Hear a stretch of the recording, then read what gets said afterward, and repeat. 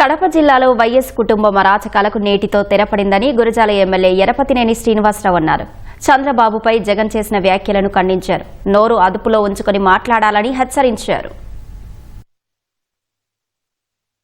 50 సంవత్సరాల్లో మీరు ప్రజలను ఓటింగ్ రాకుండా ఎంత హింస పెట్టారో, ఎన్ని ఇబ్బందులు పెట్టారో, ఎన్ని అరాచకాలు చేశారో, ఎన్ని అకృత్యాలు చేశారో, ఎన్ని దాడులు చేశారో, ఎన్ని హత్యలు చేశారో, ఎన్ని మానభంగాలు చేశారో, ఎన్ని ఆస్తులు ధ్వంసం చేశారో, ప్రజాస్వామ్యానికి పాతరేశారో ఈ రోజు మనకు అర్థమవుతా ఉంది.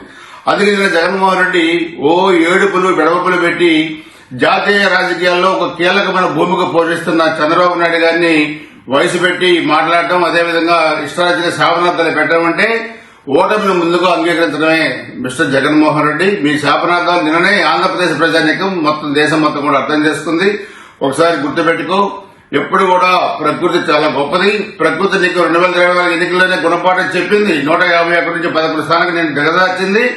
ఈ ఉప ఎన్నికలు, జడ్పీటీసీ ఉప ఎన్నికలు ప్రజాస్వామ్యానికి ఈ రోజు నిలువుట అర్థం. ఈ రోజు ప్రజలు అర్థం చేసుకున్నారు. నీకు డిపాజిట్లు కూడా రాకుండా ఓడించారంటే భవిష్యత్తులో నీకు రాజకీయ చంద్రబాబు నాయుడు గారు కాదు చివరి ఎన్నికలు, నీకే చివరి ఎన్నికలు అయిపోయినాయి 2024లో. గుర్తుపెట్టుకోవాలి. అందుకే నిన్న కూడా చెప్పాం, వాళ్ళు దగ్గర పెట్టుకుని 4 అదుపులో పెట్టుకుని మాట్లాడితే మంచిదని చెప్పి కూడా ఇంకోసారి జగన్మోహన్ రెడ్డి హెచ్చరిస్తా ఉన్నాం.